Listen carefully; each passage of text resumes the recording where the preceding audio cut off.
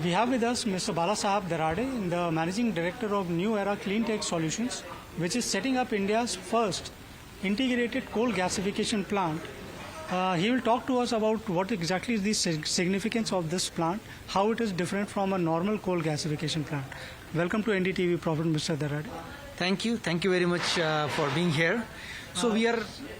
Can you tell our audiences what exactly are integrated coal gasification plant means? Sure. So we are doing India's one of first coal gasification plus carbon capture. So we are calling it as like a blue refinery. So we'll be doing first coal gasification. Now you must be heard about the coal gasification. And then once the coal, from coal with coal gasification, you convert coal into a syngas, which is CO plus H2. In that we add a green hydrogen. Or there are different ways to capture carbon to capture the carbon. So we'll be using coal, but we'll be capturing the CO2 which is generated. So it will be clean, all the chemicals which will come out of. So that's why we are calling it as a blue refinery or clean coal gasification. Okay. So now what exactly is the difference between, till now we knew about grey hydrogen, we knew about blue hydrogen, green hydrogen, but now we are talking about blue hydrogen or blue energy. So how is it different from other energy sources? Here grey is if you use any natural gas or coal and then there is a CO2 emission happening, that is grey. The green is from solar cells or electrolyzers. The blue is you can use coal, natural gas, but the net emission is zero. You are not emitting any CO2. Whatever CO2 is, you can capture that and utilize that to make other chemicals. So it is a clean hydrogen. Okay. So in this plant, what is the capacity that you are looking at to start with, and what will be the investment going into this? So the total project size is 5 million metric ton of coal. We'll be using per annum.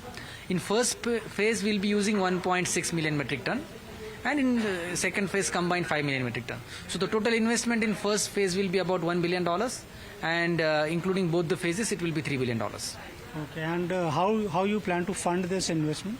So right now we have some equity partners like founders and equity partners contribution, and we have some financial institutions also on board for equity and debt as well.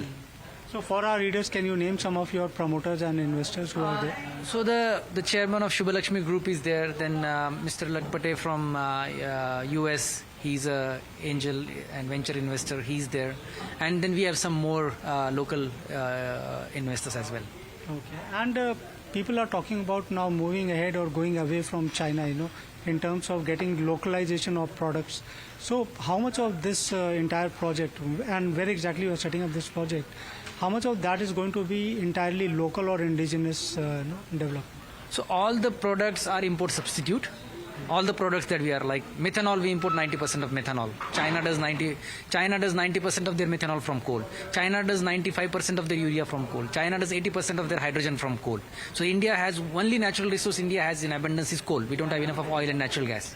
And 40% of our imports are in this area, you know that. So here we want to use our indigenous local coal in an environmental friendly way for the prosperity of the people. So all the products that we are making are import substitute, and what we are doing is China has done for last 2 decades, and they become a leaders in the chemical industry. So that's what we are trying to do, and in more innovative and cleaner way. Okay, so when we talk about using the coal, and India's coal is known for its high ash content, so what percentage of high ash coal content can be used for such kind of gasification?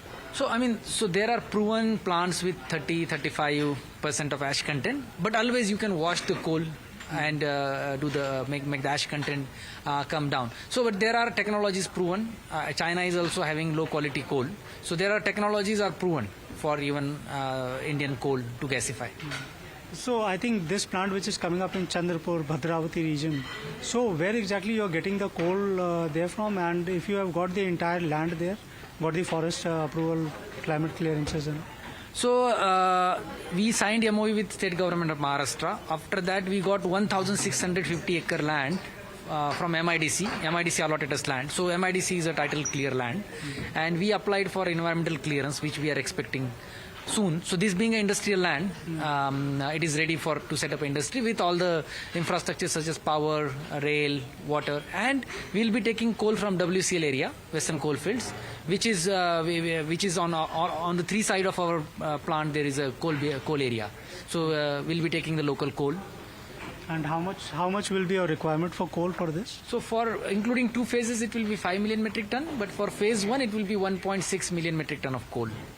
So you will be taking up the entire mine, or you would be getting linkages from them? So we are exploring both the options. As you saw, like if we get a coal at power price or incentivized price, then we will go for linkage, as well as we'll be exploring to go for our own mines, because for coal gasification there is a 50% rebate on the royalty that has to be paid. And this is a G13 grade coal?